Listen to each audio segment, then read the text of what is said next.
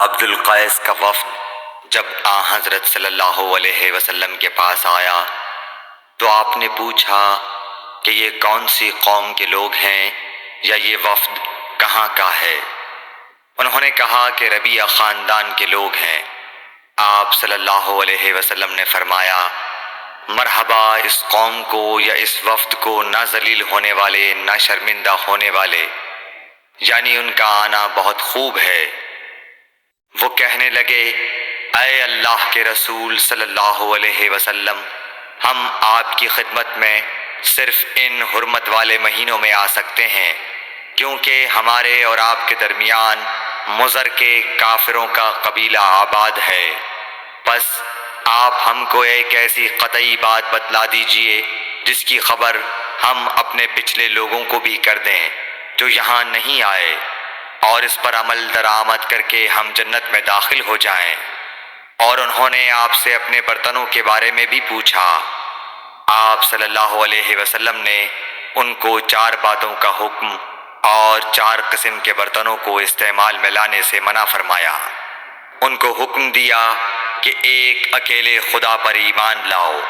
پھر آپ صلی اللہ علیہ وسلم نے پوچھا کہ جانتے ہو ایک اکیلے اللہ پر ایمان لانے کا مطلب کیا ہے؟ انہوں نے کہا کہ اللہ اور اس کے رسول ہی کو معلوم ہے۔ آپ نے فرمایا کہ اس بات کی گواہی دینا کہ اللہ کے سوا کوئی معبود نہیں، اور یہ حضرت محمد صلی اللہ علیہ وسلم اس کے سچے رسول ہیں، اور نماز قائم کرنا اور زکوٰۃ ادا کرنا اور رمضان کے روزے رکھنا اور مال غنیمت سے جو ملے اس کا 5واں حصہ مسلمانوں کے بیت المال میں داخل کرنا، اور 4 برتنوں کے استعمال سے آپ صلی اللہ علیہ وسلم نے ان کو منع فرمایا، سبز لاکھی مرتبان سے اور کدو کے بنائے ہوئے برتن سے، لکڑی کے کھودے ہوئے برتن سے اور روغنی برتن سے، اور فرمایا کہ ان باتوں کو حفظ کر لو اور ان لوگوں کو بھی بتلا دینا جو تم سے پیچھے ہیں اور یہاں نہیں آئے ہیں۔ صحیح بخاری حدیث نمبر 53۔ حضرت صلی اللہ علیہ وسلم نے فرمایا، عمل نیت ہی سے صحیح ہوتے ہیں یا نیت ہی کے مطابق ان کو بدلہ ملتا ہے، اور ہر آدمی کو وہی ملے گا جو نیت کرے گا۔ بس جو کوئی اللہ اور اس کے رسول کی رضا کے لیے ہجرت کرے اور اس کی ہجرت اللہ اور اس کے رسول کی طرف ہوگی، اور جو کوئی دنیا کمانے کے لیے یا کسی عورت سے شادی کرنے کے لیے ہجرت کرے گا تو اس کی ہجرت انہی کاموں کے لیے ہوگی۔ صحیح بخاری حدیث نمبر 54۔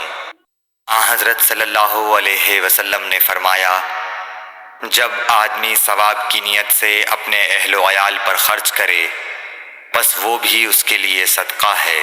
صحیح بخاری حدیث نمبر 55۔ حضرت صلی اللہ علیہ وسلم نے فرمایا، بے شک تو جو کچھ خرچ کرے اور اس سے تیری نیت اللہ کی رضا حاصل کرنی ہو تو تجھ کو اس کا ثواب ملے گا، یہاں تک کہ اس پر بھی جو تو اپنی بیوی کے منہ میں ڈالے۔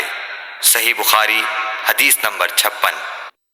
جریر بن عبداللہ رضی اللہ تعالی عنہ نے کہا کہ حضرت صلی اللہ علیہ وسلم سے میں نے نماز قائم کرنے اور زکوٰۃ ادا کرنے اور ہر مسلمان کی خیر خواہی کرنے پر بیعت کی۔ صحیح بخاری حدیث نمبر 57۔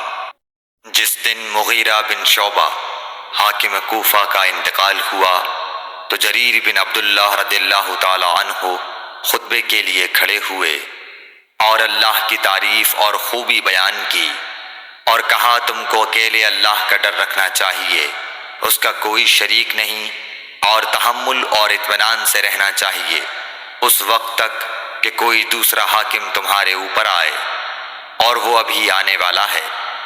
پھر فرمایا کہ اپنے مرنے والے حاکم کے لیے دعائے مغفرت کرو، کیونکہ وہ مغیرہ بھی معافی کو پسند کرتا تھا۔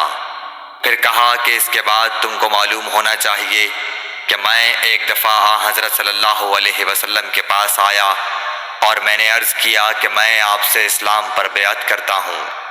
آپ نے مجھ سے ہر مسلمان کی خیر خواہی کے لیے شرط کی، بس میں نے اس شرط پر آپ سے بیعت کر لی، بس اس مسجد کے رب کی قسم کہ میں تمہارا خیر خواہ ہوں۔